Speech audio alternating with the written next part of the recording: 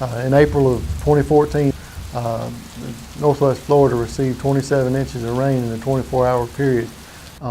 Numerous engineering studies and calculations determined that was somewhere between a 500 and 1,000 year rain event. We experienced numerous areas of damage in the city, really quite a bit of erosion problems, pipe, manhole damage. The city operates on a fairly minimal capital budget to be able to go and immediately address something like that. It's not like we have a large pot of money that we can just go pull from and fix. So programs such as the EWP program are critical to us being able to make that happen, especially in a timely manner when some of them are definitely in an emergency situation. We got to get out there and get out there now and get that area fixed. So we're certainly grateful for those funds and appreciative of EWP coming on board with us and helping us out in that way. The City of Pensacola's working relationship with NRCS has been one of a much closer working relationship. These individuals are locally based and are on a speed dial, if you will, to get quick access to them. They are familiar with our area. They know, when I say Pensacola, they know where that is on the map because they're here. It's been nice to be able to have those people and have that long-standing relationship with them to pick up the phone and know that they're going to be there and help you out and understand what you're up against and what you're facing. These areas that are damaged that were deemed eligible by NRCS and then we've gotten funding for are pretty extreme.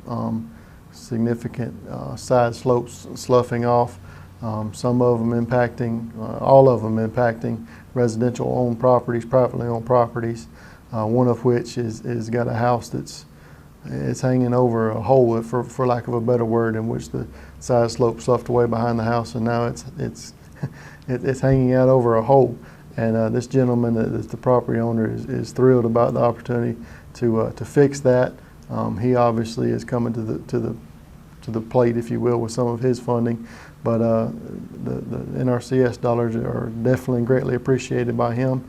One of the other areas is called Carpenter's Creek, and I think there's 6 different residents on that creek that had essentially their backyard is now washed away, and these funds will go in to restore that backyard and get it back to what it was before the flood event, as well as get the residents a sense of security that it's been fixed and fixed right and stabilized for future floods if they come, and future rain events. Hopefully we don't experience anything like we did back in April, but should we experience that, hopefully we've gotten something that's at least sustainable to stand up against that and future events. In the flood of April 2014, we came out here and we realized that the vast majority of this stream channel was nearly destroyed. Lots of erosion, lots of washing away of material, quite a few really sheer cliffs here. Really where I'm standing was nearly a sheer cliff into the creek, and the creek was clogged up, for lack of a better word, with material that came from this side slope here. So we came out, we analyzed the situation, tried to come up with a solution for how can we repair this in a manner that would be structurally sound, sustainable, whatever word you want to use.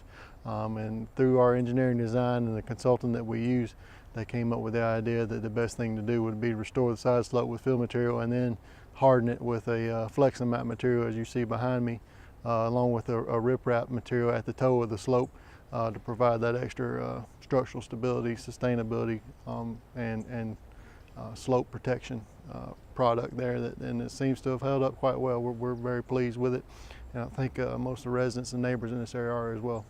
Well, it was a terrific rainstorm, as I guess everybody knows at this point, that we had on April the 29th and 30th. And when we went to bed on the night, I guess actually the morning of the 30th, we thought that we would probably have water in our home. And when we came out the next morning, fortunately it got within a couple of feet, but it didn't make it to our house. But where I'm standing right now was a cliff, and our gazebo, which was well back from the creek, was overlooking that cliff. I'm not sure how deep it was, but it was probably 20 or 30 feet, maybe more than that deep. And now it's a grassy slope, and the trees are gone, but certainly we are happy that we don't have the threat of this cliff creeping up to our home and doing damage to it. So we're very pleased with what's happened. Very pleased with the work that they actually did. Contractor was quite good. He was very helpful. He was very informative. He kept us tuned in to exactly what we were going. We knew from the city what they were planning to do, and appreciated all the efforts they made. And certainly we appreciate the outcome.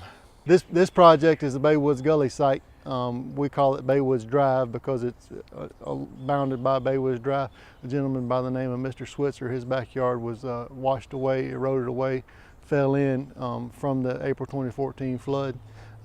Very large magnitude washout erosion issue. Sheer cliffs involving 35-foot tall cliffs in his backyard, rapidly approaching his house, really threatening his house. We came up with a solution that involved driving sheet piles, as well as earth and fill product and some riprap protection along the toe to fix that erosion problem, and repair that, and it's held up quite well, and we're very pleased with it. We're at the Bay Woods Gully site. We call it Peacock Road for our purposes. It's a site obviously that is bound by Peacock Road. It's a situation where a gentleman by the name of Mr. Residine has a very large property, and his backyard washed away, eroded away from the flood of 2014. And we had to come out here, similar to the Carpenter's Creek site, little variation because there's not an active creek, but it was a overland flow situation that created a wash off and erosion issue of a very large magnitude. And we came up with a product or a fix that involved a bend wall system, which is basically a terraced retaining wall system, as well as earth and fill to repair that erosion issue. These are always taxpayer dollars well spent because it provides it's not going to administrative costs, it goes directly into projects, and really in this particular instance it went into a project that we are preserving property. We're always looking at how we've got to prepare to protect life, limb, and property, and that's what we did with this project. And that every dollar that we get in that moves a dollar into another project, and just allows us to do more in the community.